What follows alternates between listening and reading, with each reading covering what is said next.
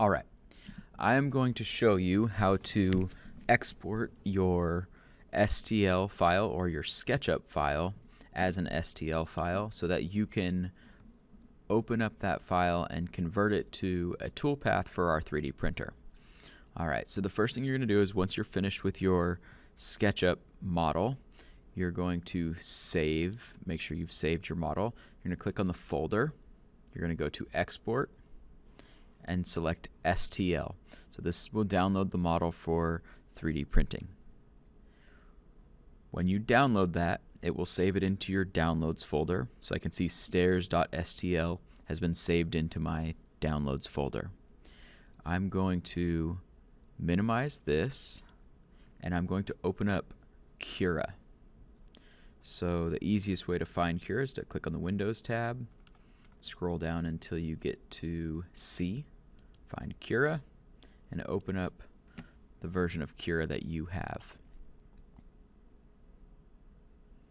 Cura's going to open up. It'll look like this.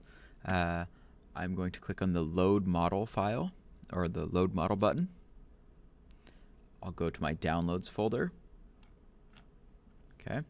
Select stairs.stl or whichever file you downloaded. Open it. And now I can see my model on the print bed, what it would look like, and notice that it would take 37 hours and 56 minutes to print this one. Okay. There are a couple different options that you can do. If you right click and hold, you can rotate around your model. If you change the view mode, there are several different modes you can look at. I'm on normal right now. If you select overhang, overhang would highlight in red any of the places that would be hanging over or might cause issues during print. You can select ghost and it kind of allows you to see through the model a little bit. One of the most helpful ones is layers. So if you build layers, you can see exactly how each layer would print. It takes a little while to render this because they're going to render every single line, every single path. You can see all the infill. That's going to happen on the interior of our model as well. So those are a couple different views in Cura. If you click on the model, you can notice in the lower left-hand corner we have rotate. You could try to rotate your object around if you need to.